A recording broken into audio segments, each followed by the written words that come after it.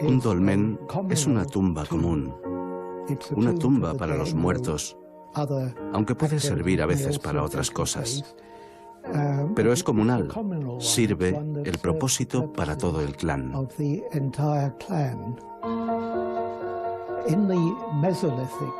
En el Mesolítico, desde unos 10.000 años hasta 5.000 años antes de Cristo, la gente seguía siendo cazadora y recolectora, así que llegaban a un valle y buscaban los frutos y las cosas comestibles.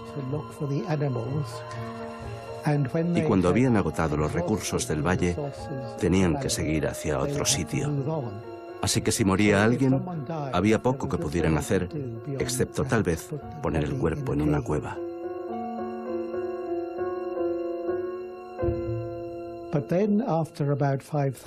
Después, unos 5.000 años antes de Cristo, la gente aprendió la agricultura y ello le permitió asentarse en un lugar y cultivar la tierra. Entonces, se hizo posible hacer algo más adecuado para los muertos. Y por toda Europa, por todo el Mediterráneo y todo el norte de África, sorprendentemente, todos los clanes decidieron hacer lo mismo. Es decir, construir tumbas comunes en las que metían los cuerpos de mucha gente.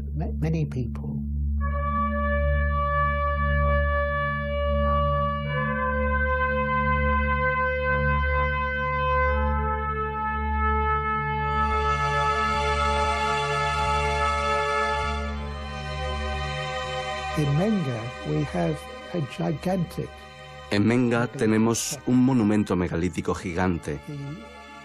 Hay 24 losas verticales y 5 losas de techo con un total de 850 toneladas de peso.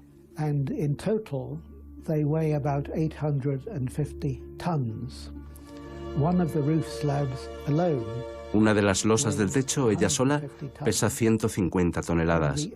Y es increíble que los constructores de este monumento consiguieran levantarlo.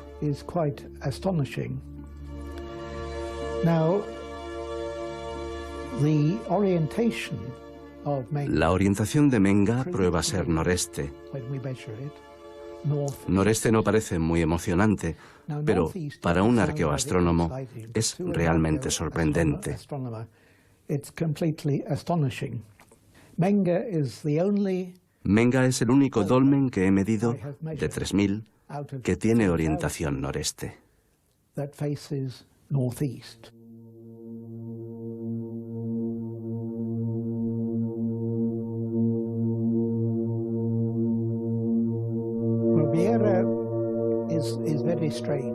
Viera es muy extraña. Tiene un corredor muy largo, pero que lleva a una cámara muy pequeña. Y solo conozco otro dolmen de este tipo.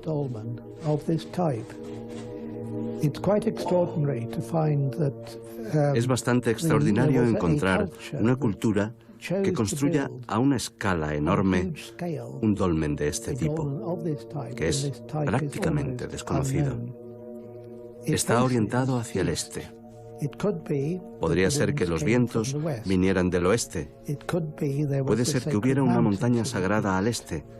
Pero es mucho más probable que siguiera el patrón normal de los dólmenes en Europa y el Mediterráneo, con orientación al sol ascendente, igual que las iglesias cristianas están orientadas al sol ascendente.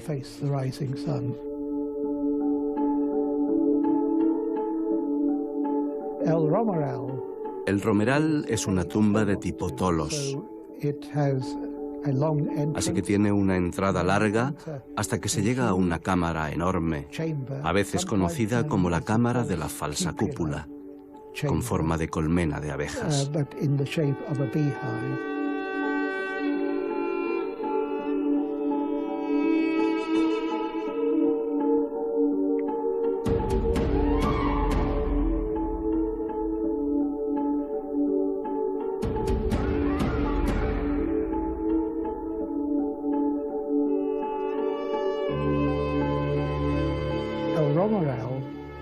El romeral está orientado como hacia el oeste del sur, con una orientación de 199 grados del norte. Esto es muy poco usual, bastante raro, pero no desconocido.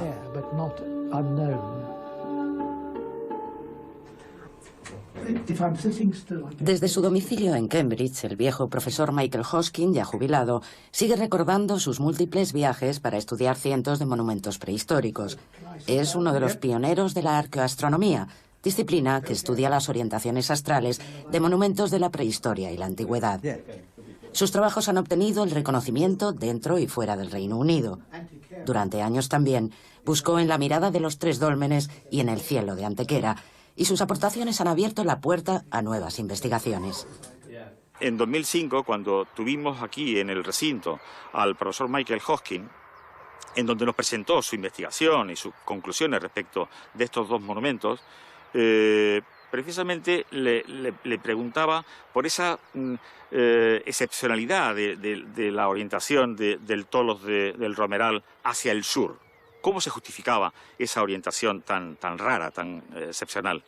Él me dijo que no lo tenía muy claro, que él había investigado la ubicación de una estrella en el momento de la construcción del monumento, pero que realmente no era concluyente su trabajo, su investigación al respecto. Le pregunté que si conocía esa sierra que se interponía entre el eje, el Tolos y esa orientación sur. Me dijo que no, y le ofrecí visitarla al día siguiente. Efectivamente, al día siguiente, a las 9 de la mañana, estábamos haciendo un recorrido por el Torcal, y en aquel momento me hizo un comentario y me dijo: Bartolomé, creo que el objeto de la mirada de aquellas comunidades constructoras, pastoras y artesanas de la Vega de Antequera era precisamente este lugar, que para mí lo es, para mí es mágico, y que para ellos también lo era, ¿no? También lo fue.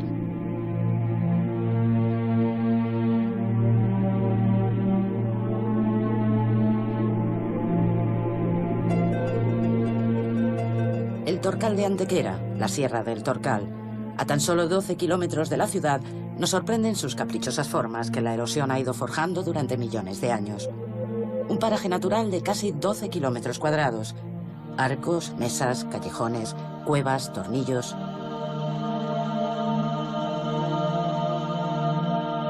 Estas rocas, que tienen su origen en los fondos marinos durante el periodo Jurásico, nos sacan de la realidad y nos obligan a viajar en el tiempo. Un asombroso ejemplo de paisaje kárstico, una lección de geología.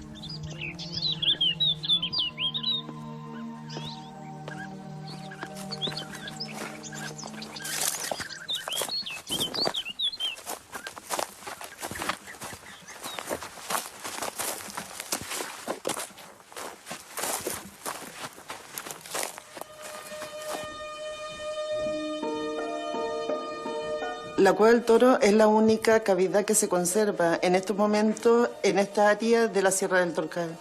La importancia radica, además de en este hecho, en que es el espacio seleccionado por las primeras comunidades pastoras, agricultoras y artesanas que se desarrollan en las tierras de Antequera en torno a hace unos 7.400 años. Estos primeros momentos definen esa unidad familiar donde en la parte interna de la cavidad no solo desarrollan su vida cotidiana, es decir, la vida de tipo doméstico, sino también como el espacio donde estabulan o encierran al ganado, de tal manera que se establece una cohabitación entre las personas, entre los humanos y lo que son sus animales. La ocupación se plantea de manera estacional o periódica, probablemente coincidiendo con los ritmos de movimiento del ganado. después de un momento de abandono que se calcula en unos 500 años, vuelve a existir otra fase de ocupación de gran importancia de hace unos 6.300, 6.400 años, cuyo final vendrá marcado por un cambio estructural muy importante, derivado probablemente de un movimiento sísmico de gran envergadura que se da en toda la región.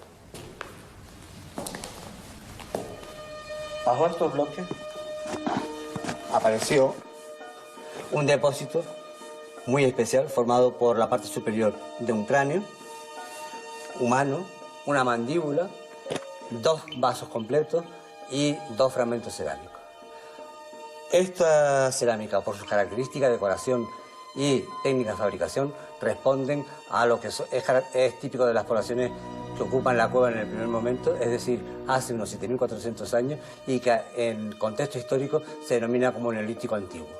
Entre los hallazgos más importantes, restos de la parte superior de un cráneo que ha sido manipulado, transformado, tallado y convertido en un cráneo curvo.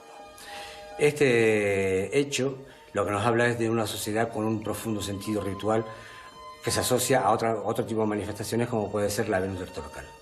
En el caso de las poblaciones que van a ocupar la cueva posteriormente, tras un hiatus de 500 años, es decir, en torno a 6.300 años, lo que nos encontramos es una sociedad más estable y donde las artesanías se van a centrar fundamentalmente en la producción cerámica. Incluso se han encontrado restos de un taller cerámico y a la textilería, que nos habla del trabajo de la lana y el trabajo de las fibras vegetales, lo que ya nos señala una sociedad perfectamente estructurada.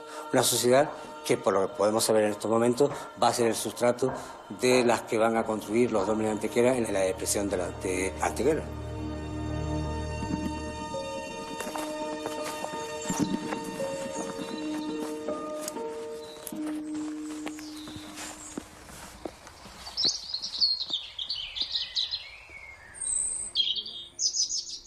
Entre las piezas más significativas identificadas en la Cueva del Toro, correspondiente al Neolítico Antiguo, esta imagen que representa una Venus, una representación femenina que supone la abstracción, un proceso de síntesis de lo que es el mundo ideológico de estas comunidades con el entorno. En este caso, dadas las características de las nuevas canaladuras que se identifican con el mismo número que tiene un monumento muy particular de la Sierra del Torcal, que es el Tornillo, lo que viene a marcar no es otra cosa sino el proceso de simbiosis entre una comunidad y su entorno. Es la primera evidencia de un mundo de carácter simbólico y de carácter más allá de lo cotidiano, que va a suponer en esencia el sustrato de ese mundo de tipo ideológico que vamos a encontrarnos en el Neolítico Antiguo, en el Neolítico Final y sobre todo ya en el mundo del megalitismo.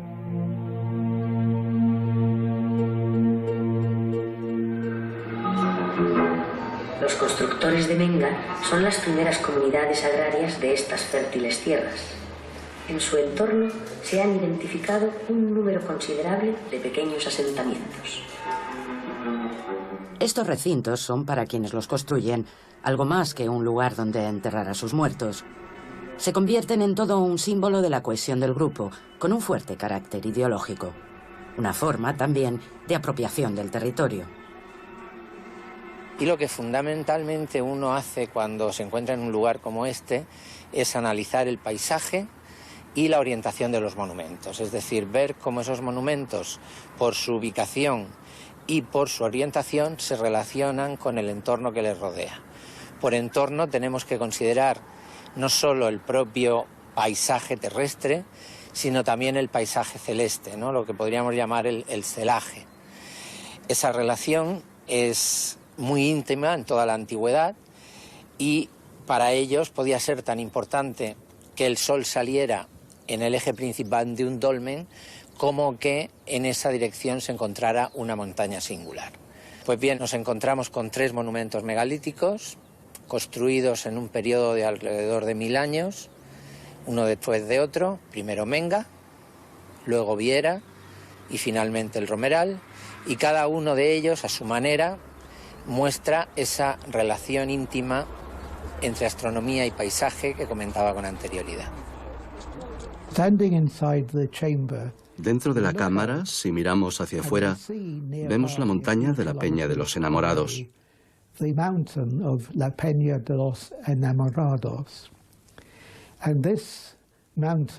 Y esta montaña era un lugar importante en el Neolítico. Lo que es sorprendente es que parece un hombre gigante durmiendo, la cabeza de un gigante.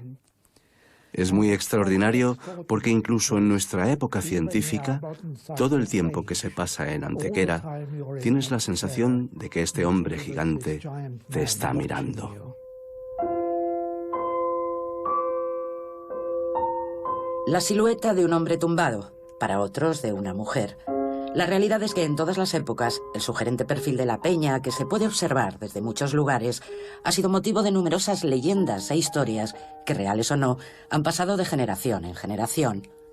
La más difundida, y recogida por algunos viajeros y escritores en sus libros, se remonta al siglo XV y a un leitmotiv que se repite: el imposible amor entre una princesa mora y un joven caballero cristiano.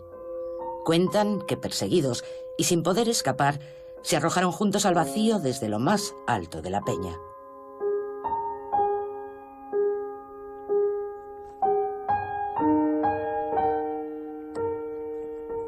En la peña tenemos ocupación desde el periodo neolítico, en la zona norte de la peña, pero luego en la zona sur hay asentamientos que están constatados de la edad del cobre y de la edad del bronce. Luego también en la zona sur se excavó una necrópolis romana con varias decenas de tumbas. Hay una zona de ocupación medieval en la parte alta de la peña y también ha habido mucha actividad de cantería. Es decir, que es una montaña que en sí tiene una historia muy larga que se refleja en todos los vestigios arqueológicos que tiene desde el periodo neolítico hasta la actualidad. Cuando el dolmen de Menga se orienta hacia aquí, pues eso nos invita a investigar si hay alguna razón para esta anómala orientación. Y la razón, hipotéticamente, podría ser que en este lugar había un espacio de actividad significativo antes de que se construyese el monumento megalítico, antes de que se construyese Menga. ¿Qué actividad podía haber aquí? Pues a la vista de que tenemos un abrigo con arte rupestre y que los abrigos con arte rupestre muy a menudo actúan como santuarios y espacios relacionados con la religión y la cosmovisión, pues quizás había aquí un espacio pues, de reunión relacionado con las creencias religiosas del periodo neolítico. Los abrigos con arte rupestre en muchas ocasiones se han equiparado a lugares rituales, con un elemento cultural, un elemento religioso. Y en este abrigo en particular hay una serie de motivos serpentiformes, antropomorfos, que vienen a coincidir con elementos que son bastante frecuentes en el arte megalítico. Esto casa muy bien con la relación que pueda tener este abrigo con el conjunto dolménico de Antequera, en particular con el dolmen de Menga, con el que tiene una relación visual directa.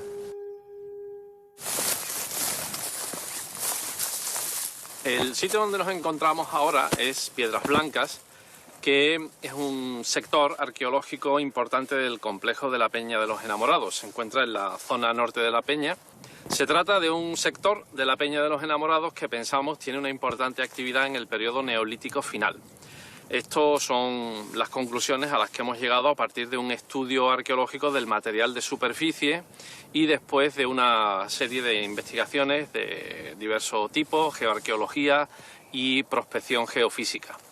Fundamentalmente, lo que nos interesa de este lugar es la dispersión de artefactos que encontramos en superficie, que incluye material lítico tallado, industria lítica tallada en sílex, y también herramientas de percusión y de molienda que son análogas a las que se conocen en los depósitos del dolmen de Menga y que en algunos casos pensamos tienen que ver con el trabajo de cantería. Bueno, pues aquí en el sitio de Piedras Blancas, en superficie, se ha encontrado gran cantidad de industria lítica, tallada y pulimentada, muy variada. Por ejemplo, la que tengo en la mano pues es un martillo, posiblemente un martillo de minero, aunque también hay hachas, y son rocas duras, muy duras. Esta, por ejemplo, es una ofita, es una roca subvolcánica, que es local, viene de aquí, de detrás de la Peña de los Enamorados. Sin embargo, hay otras, como son las peridotitas, muy similares a estas, que vienen de la zona de Ronda o de Caratraca. Los siles les pasa exactamente igual.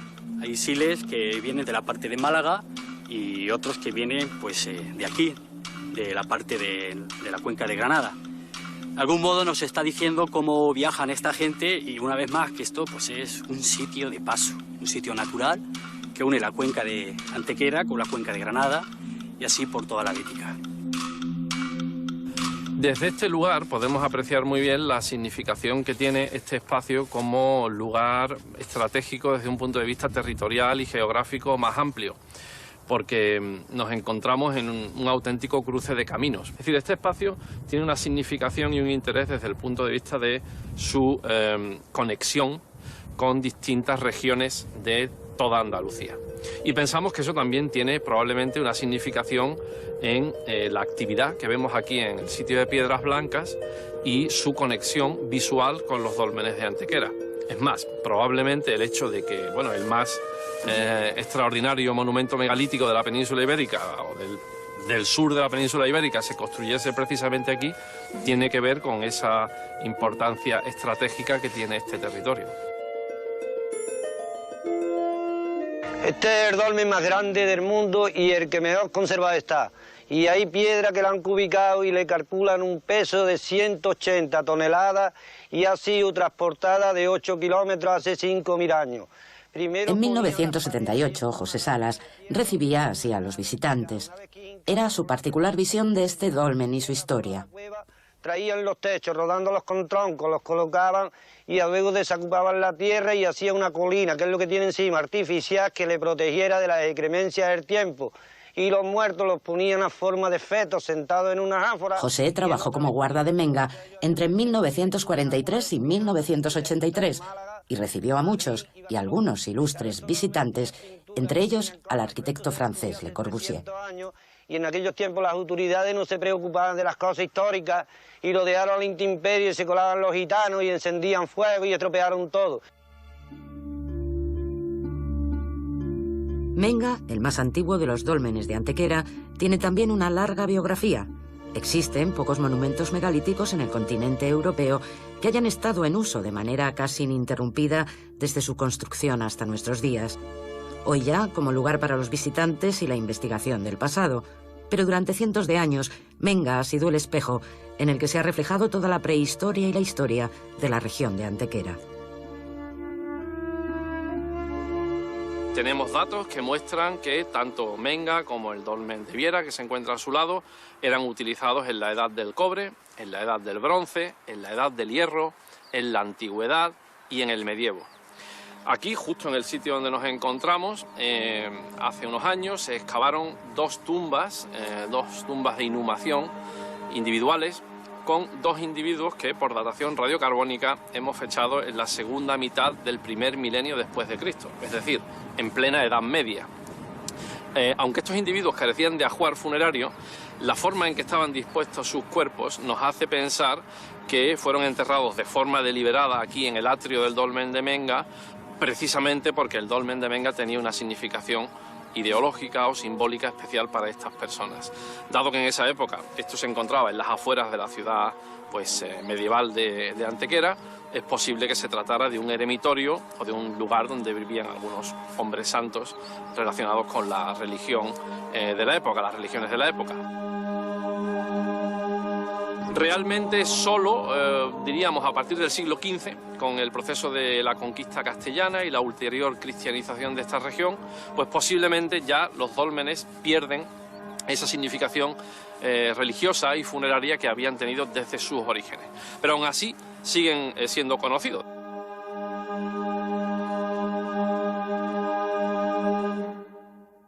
La primera referencia documentada hasta este momento son unas actas capitulares de 1580 en la que expresamente se menciona una serie de actuaciones a realizar en el entorno de Menga, una serie de cerramientos y demás que la ciudad decide realizar para proteger el conjunto.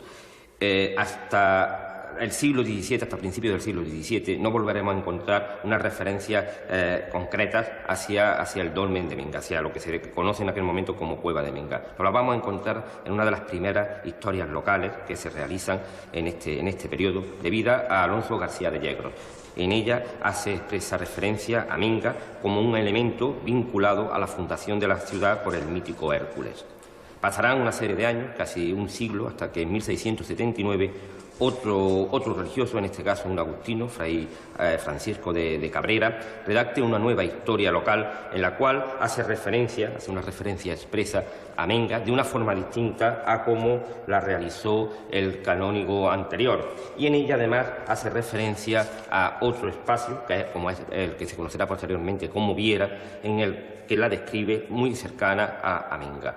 Este espacio de Viera lo relaciona con Menga y comenta que no se puede acceder por estar fuertemente cerrado. No será hasta mediados del siglo XIX cuando se realice una descripción algo más detallada de la cueva de Menga. Rafael Mitjana y Ardison, arquitecto del Ayuntamiento de Málaga, publica en 1847 su memoria sobre el templo druida hallado en las cercanías de la ciudad de Antequera.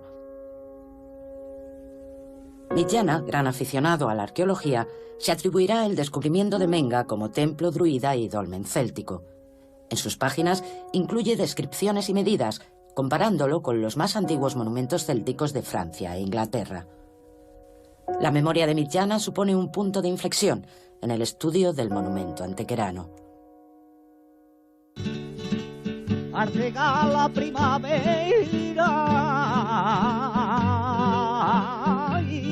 ronda que bonita está. La noche es llena de estrellas, tu muralla rodea. Antes de que Mitjana mirara con ojos de arquitecto la cueva de Menga, estos y otros parajes habían sido objeto de la mirada de muchos viajeros foráneos. De esta España lejana y misteriosa, de costumbres ancestrales, les atraía especialmente Andalucía, ciudades como Granada, Sevilla, Córdoba o Málaga, pero también paisajes abruptos y a menudo insólitos como Sierra Morena, el Tajo de Ronda o las cuevas de Sacromonte. Uno de aquellos viajeros ingleses, el escritor Washington Irving, llegó incluso a establecer itinerarios para recorrer toda Andalucía. En uno de ellos, entre Granada y Málaga, se detendrá también en Antequera.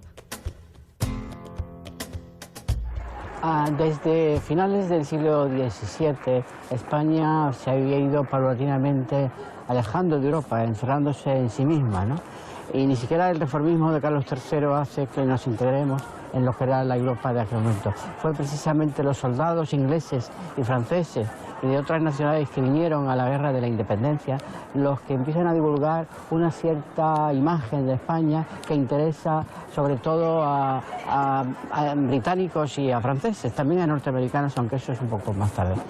Vienen a España en general, pero conforme van viniendo les sigue atrayendo más el sur, porque les parece más tradicional, más cerrado y quizá más exótico las costumbres, la forma de vivir la gente y sobre todo un paisaje completamente maravilloso, pero dormido en otra época. Se encuentran palacios, iglesias destruidas por la guerra de la independencia y por las sucesivas guerras que hay en España, y les atrae el folclore, les atrae el arte, les atrae sobre todo lo exótico, lo muy particular que ellos, quizás viviendo en Londres o en París, en grandes capitales, lo que les atrae es lo raro, ¿no? Lo diferente.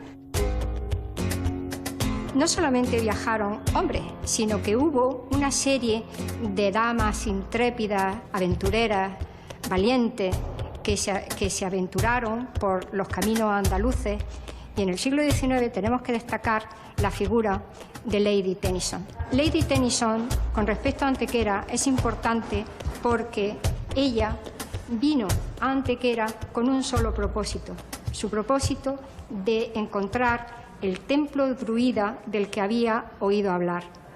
Y es increíble que fuera la primera viajera que busca la cueva que luego se llamó la Cueva de Menga, pero que ella llama la Cueva de Mengal. Llegó a Antequera y preguntó en la posada, preguntó a la gente que dónde estaba ese templo, esa cueva de la que ella había oído hablar. El alcalde no tenía idea de dónde se encontraba, pero sí le dijo que le pondría un guía y también les ofreció un folleto que en 1847 había escrito el señor Millana. Lady Luisa Tennyson hace una descripción exhaustiva del interior de la cueva. En su grupo viajaba uno de sus compañeros que hizo todas las mediciones de las piedras, todas las mediciones, las dimensiones están tomadas con gran exactitud. Incluso Lady Tennyson, una gran dibujante, hizo un dibujo de la cueva. La cueva Boilla es un dolmen y el lugar, el sitio de los dólmenes, un espacio formado no solamente por los 3 monumentos funerarios que aquellos primeros pobladores construyeron en este valle, sino también por los parajes naturales de la Peña y el Torcal. Todos ellos forman un conjunto arqueológico interrelacionado, un paisaje cultural que recibe año tras año a miles de visitantes. Es muy importante como en el año 1898 aparece el primer proyecto de museo en este yacimiento, que es interesante no solo por el propio ámbito de Antequera, sino porque en España hubiera sido el primer museo de prehistoria. Conocemos este proyecto por una serie de planos que viene en el archivo de la Catedral de Sevilla. Se presenta discretamente como un proyecto de casa para el guarda y, sin embargo, lo que aborda es un proyecto bastante ambicioso en el que hay una sala de exposición de materiales al público, hay dos estancias para un guardia que permanezca durante 24 horas custodiando el yacimiento. Se hace un primer camino para que los coches puedan acceder, también otro camino peatonal con un atrio, todo muy cerca de Menga, porque entonces pensemos que no era el recinto que hoy conocemos, sino que únicamente se conocía Menga, Viera y Romeral aún no se habían descubierto y además estaba todo rodeado de pinares, con lo cual era un espacio bastante recóndito al que venía gente curiosa, ¿no?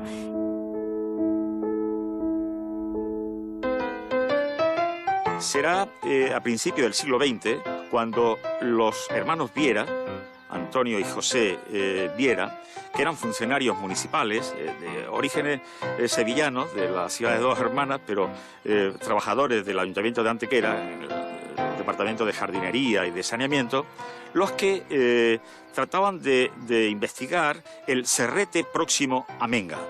Ellos pensaban que ahí se encontraba otro dolmen. Y efectivamente, en 1903 descubrieron el llamado el dolmen o la Cueva Chica. La Cueva Chica. Más tarde, los investigadores le dieron el nombre, en honor a sus descubridores, el nombre de Viera. Un par de años más tarde, en 1905, continuaban sus indagaciones en la Vega de Antequera y en el llamado Cerrillo Blanco llevaron a cabo el mismo proceso de investigación que en Viera. Hicieron una serie de perforaciones, una serie de excavaciones a su alrededor, hasta descubrir la entrada a lo que sería el gran tolos del Romeral. Esto provocó, en ese principio del siglo, en 1906-07, la llegada de todos los investigadores del momento, fundamentalmente el profesor Gómez Moreno, con una serie de ayudantes y de colaboradores, que hicieron ese primer estudio comprensivo de la necrópolis, de los 3 monumentos megalíticos. A partir de ese momento se produce una explosión en la investigación, en los años 30, con la creación de la Cátedra de la Historia Primitiva del Hombre de la Universidad Central de Madrid, que comienzan a trabajar, incluso constituyendo aquí en Antequera una comisión científica presidida por el catedrático, por el profesor Hugo Obermayer.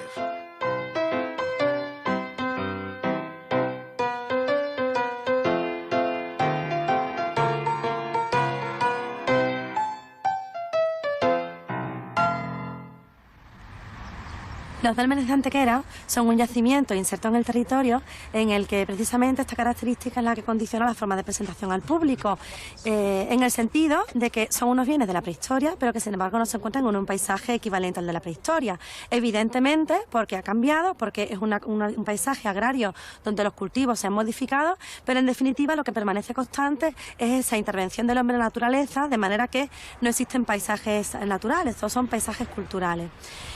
Por lo tanto, esta idea está presente en la propia presentación del yacimiento, en la que se ha evitado la introducción de elementos accesorios como podrían ser las señalizaciones, las indicaciones, los carteles, las barandillas, en el sentido de que sean los propios dólmenes los que presenten al público, ¿no?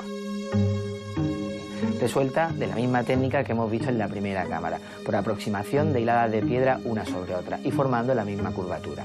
Hay que destacar en esta segunda cámara que a unos 20 centímetros del suelo colocaron un gran bloque de piedra que ha sido interpretado por distintas significaciones, una de ellas un posible altar en el cual colocar las ofrendas. Este gran dolmen, este gran tolos, se cubre por un enorme túmulo de 70 metros de diámetro, siendo el de mayor tamaño conocido en la península ibérica. Bienvenido al conjunto arqueológico Dólmenes de Antequera. Mi nombre es María José y cualquier duda que tengáis a lo largo de la visita podéis preguntarme. Estamos en uno de los conjuntos más importantes de Europa y justamente a nuestra espalda, o a mi espalda mejor dicho, tenemos el Tolo de Romeral, uno de los monumentos de tipo tolos más grandes de la península ibérica y que hoy concretamente vamos a realizar o vamos a llevar a cabo por parte del conjunto arqueológico Dólmenes de Antequera una celebración especial llamada Celebraciones del Sol con relación al solsticio de invierno. Vamos a ver a lo largo de esta visita cómo los reflejos lumínicos o los efectos lumínicos del exterior entrarían hasta casi la segunda cámara mortuoria en el caso de Romeral. Es lógico mencionar que estas comunidades megalíticas tenían una clara, estarían vinculadas a los ciclos astronómicos, lógicamente, porque marcarían los ritmos de sus vidas.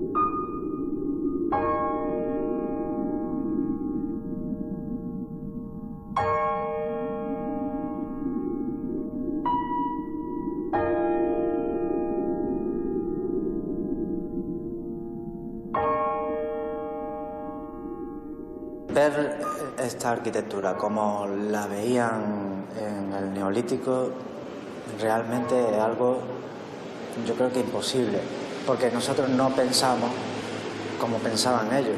Nosotros tenemos en nuestra mente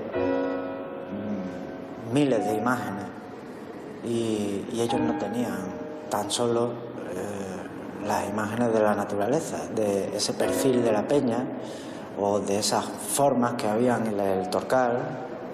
Ha sido un arduo trabajo de meditación, ¿no? de vaciarme de todas las imágenes que hay preconcebidas y involucrarme en los espacios que eran habitados o eran frecuentados por el Neolítico, ¿no? O sea, quedarte en vacío y dejar que todo fluya alrededor y tratarlo con simplicidad.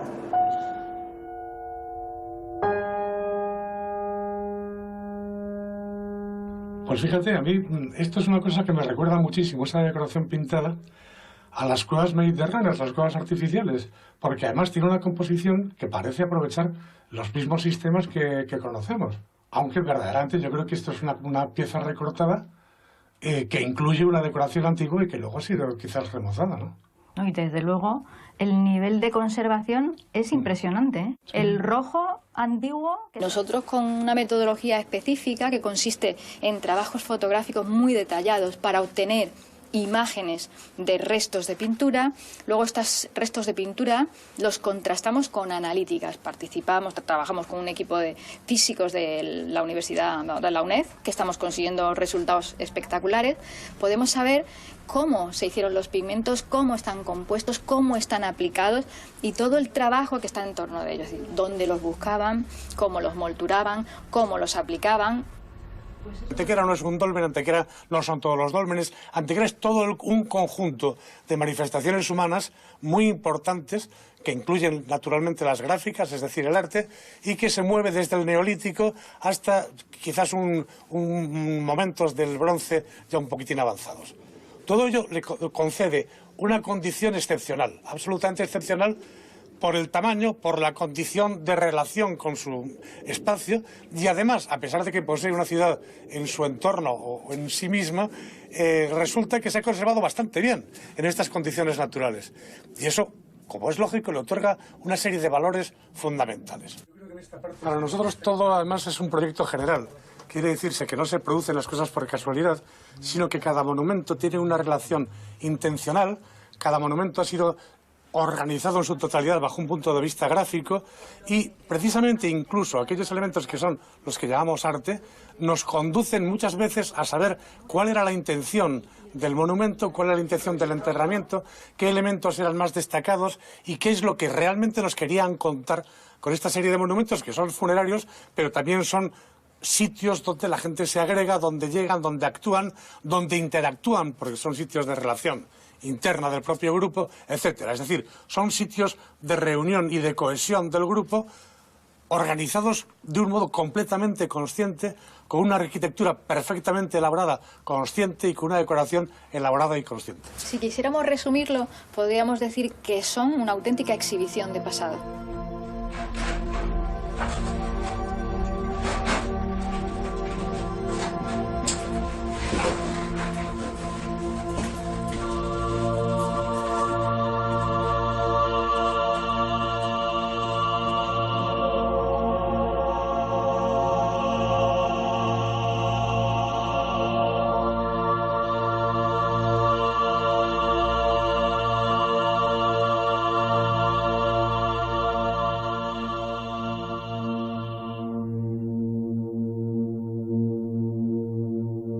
Y frente a Viera, el sol comienza a salir.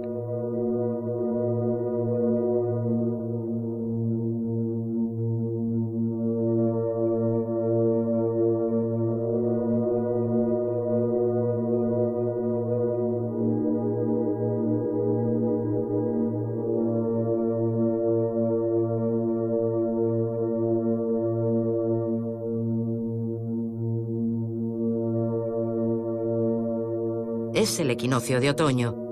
Día y noche duran exactamente lo mismo en todos los lugares de la Tierra. Solo ocurre 2 veces al año y el sol vuelve a entrar en el sepulcro megalítico de Viera, iluminando el final de la cámara.